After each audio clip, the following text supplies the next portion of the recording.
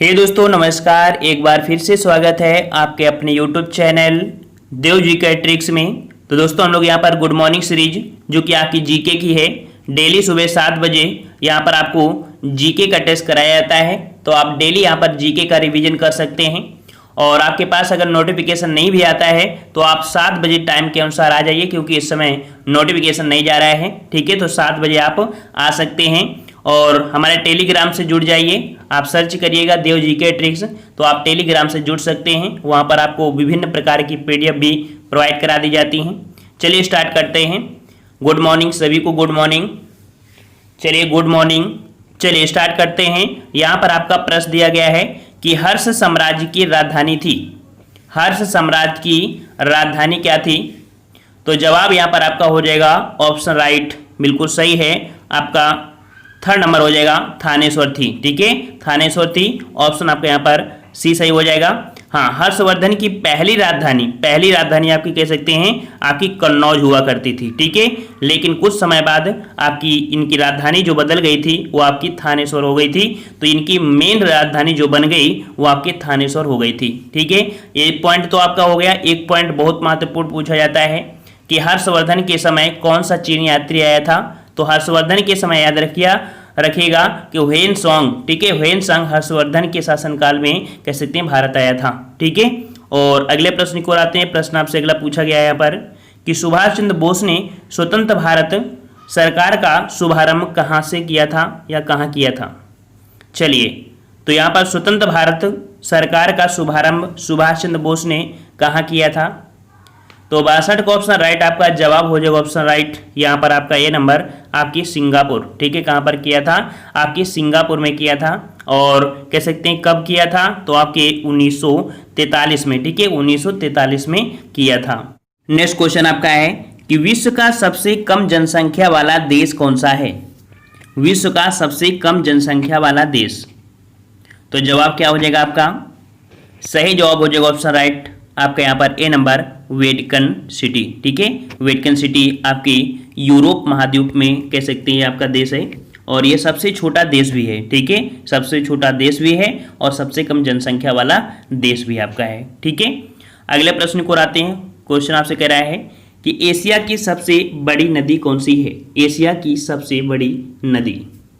तो एशिया की सबसे बड़ी नदी आपकी हो जाएगी ऑप्शन राइट आपका यहाँ पर ए हो जाएगा यांगत्जे। ठीक है, यहाँ पर आपकी कहीं कहीं आपको इसकी बड़ी की मात्रा लगी होती है, यांगत्जे हो जाता है। ठीक है, तो ऑप्शन आपका यहाँ पर ए सही हो जाएगा और ये लगभग कह सकते हैं 6300 किलोमीटर के करीब आपकी ये है। ठीक है, अगले प्रश्न की ओर बढ़ते हैं। प्रश्न आपसे अगला कह रहा है कि विजयनगर साम्राज्य की कला का उदाहरण मिलता है। विजयनगर साम्राज्य की कला का उदाहरण।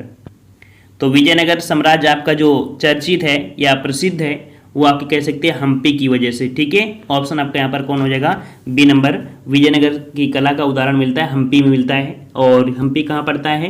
तो आपके कर्नाटक में पड़ता है। ठीक है, कर्नाटक में पड़ता है। अगला प्रश्न आपसे पूछा गया है कि कुचिपुड़ी नृत्य शैली का उद्गम हुआ है। कुचिपुड़ी और यहाँ पर जवाब हो जाएगा option right C number Andhra Pradesh में। ठीक है, आंध्र प्रदेश की नृत्य नाटिका है और इस नृत्य शैली का विकास तीर्थ नारायण और सिद्धेंद्र योगी ने किया था। आंध्र प्रदेश के आपके कुचेलपुरम में इस नृत्य शैली का उद्गम हुआ था। ठीक है, और इसी कारण इसका नाम कुचिपुड़ी आपका रखा गया है। अगला प्रश्न आपसे पूछा गया यहाँ पर कि भारतीय संविधान की 7वीं अनुसूची है। भारतीय संविधान की यहाँ पर जो 7वीं अनुसूची है यह आपकी किससे संबंधित है? तो 7वीं और 7 ऑप्शन आपका यहाँ पर हो जाएगा सी नंबर संघ सूची, राज्य सूची और समवर्ती सूची। अर्थात संविधान की 7वीं अनुसूची में आपकी जो सूचियां हैं, 3 सूचियां होती हैं, उनको यहाँ पर वर्णित किया गया है। ठीक है, कौन कौन सी? संघ सूची, राज्य सूची और आपकी समवर्ती सूची आपको यहाँ पर है। ठीक है, चलिए अगले प्रश्न को बढ़ते हैं। प्रश्न आपसे कह रहा है कि दक्षिण पश्चिम रेलवे का जोनल या क्षेत्रीय मुख्यालय बताइए। दक्षिण पश्चिम रेलवे का मुख्यालय। दक्षिण पश्चिम मतलब क्या हुआ? तो दक्षिण आपका ये हुआ, पश्चिम ये हुआ और दक्षिण पश्चिम आपका ये हुआ।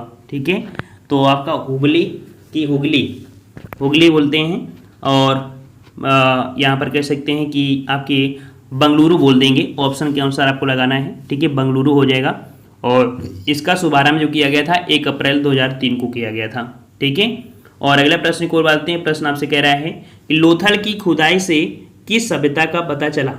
लोथल की खुदाई से किस सभ्यता का पता चला।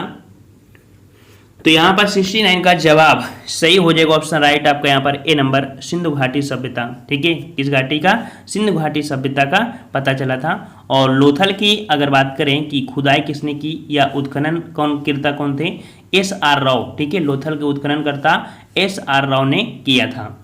और लोथल की बात करें, लोथल से क्वेश्चन बनता है कि इस समय का जो बंदरगाह कौन था, तो उस समय का ये बंदरगाह हुआ करता था। ठीक है, लोथल। और यहाँ से चावल के भी साक्ष्य देखने को मिले हैं।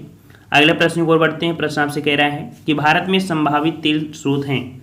भारत में संभावित तेल स्रोत, और भारत में संभावित तेल स्रोत आपकी कहाँ पर हैं, तो आपके देखिए तमिलनाडु में भी, असम में भी, गुजरात में भी, अर्थात ऑप्शन आपके यहाँ पर डी सही हो जाएगा। अगले प्रश्न को और बढ़ते हैं। प्रश्न आपसे कह रहा है कि भारत में मतदान के लिए आयु बताइए। भारत में मतदान के लिए आयु, तो यहाँ पर जवाब आपका हो जाएगा ऑप्शन राइट, जो कि सबसे सरल है, डी नंबर आपका हो जाएगा 18 वर्ष।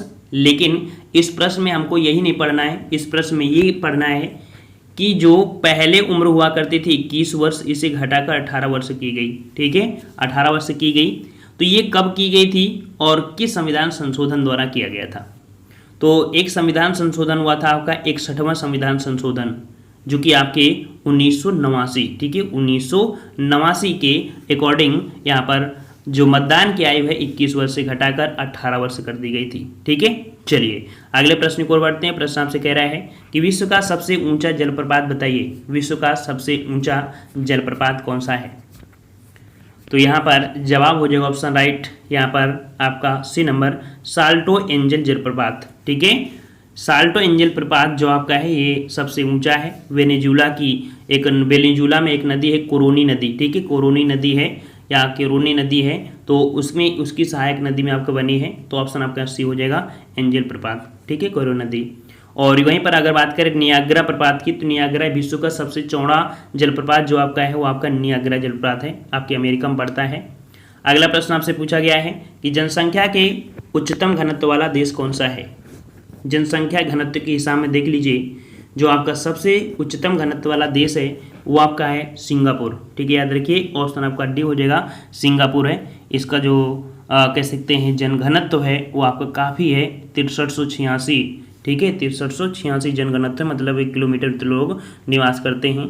अगला प्रश्न पूछा गया यहाँ पर कि लोकसभा की निर्वाचन संख्या को किस संशोधन द्वारा बढ़ाया गया। लोकसभा की निर्वाचन संख्या को किस संशोधन द्वारा बढ़ाया गया।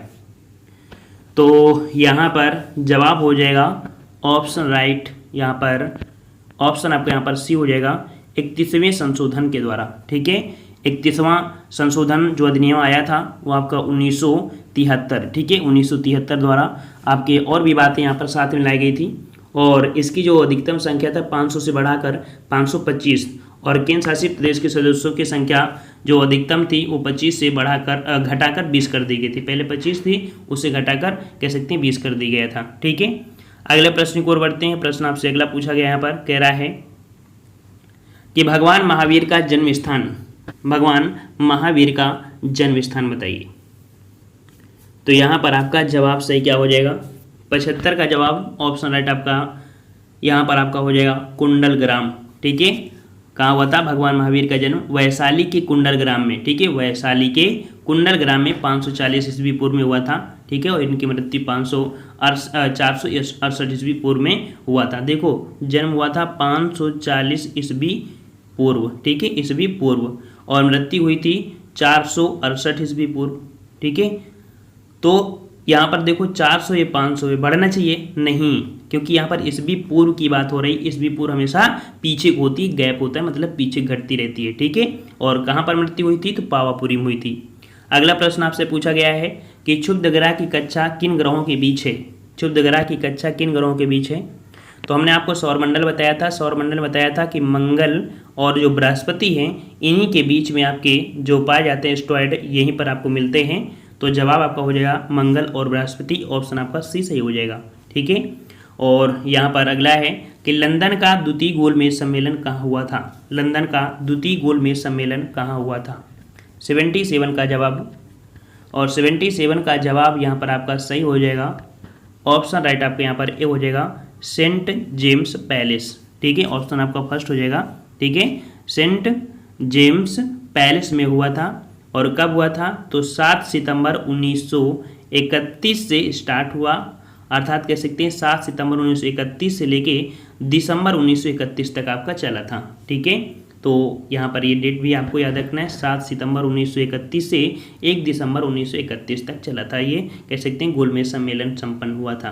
अगला क्वेश्चन आपसे पूछा गया है कि सरदार वल्लभ भाई पटेल अंतर्राष्ट्रीय हवाई अड्डा स्थित है। सरदार वल्लभ भाई पटेल अंतर्राष्ट्रीय हवाई अड्डा कहाँ पर है, तो यहाँ पर जवाब आपका हो जाएगा ऑप्शन राइट, यहाँ पर फर्स्ट नंबर आपका हो जाएगा अहमदाबाद में। ठीक है, अहमदाबाद में स्थित है आपका सरदार वल्लभ भाई पटेल अंतर्राष्ट्रीय हवाई अड्डा, और ये भारत का 8वां सबसे व्यस्त हवाई अड्डा आपका है। ठीक है, अगले प्रश्न को और बढ़ते हैं। प्रश्न आपसे कह रहा है कि मकई की उत्कृष्ट नस्ल, मकई आपने नाम सुना मकई, तो मकई की उत्कृष्ट नस्ल जो आपकी है वो आपकी कौन सी है यहाँ पर, तो जवाब यहाँ पर आपका सही हो जाएगा कौन सा, सही जवाब हो जाएगा ऑप्शन राइट आपका यहाँ पर बी नंबर रंजीत। ठीक है, ये मकई की उत्कृष्ट आपकी नस्ल है। ठीक है, और यहाँ पर अगर बात करें जो सोनालिका है, सोनालिका गेहूं की प्रजाति है। ठीक है, वहीं पर जो पद्मा है वो आपकी धान की प्रजाति है।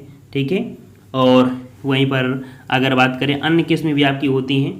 और अगले प्रश्न को और बढ़ते हैं। प्रश्न आपसे अगला पूछा गया यहाँ पर कह रहा है कि ध्वनि को एक स्थान से दूसरे स्थान पर जाने में कुछ समय लगता है, यह अधिकतम होता है।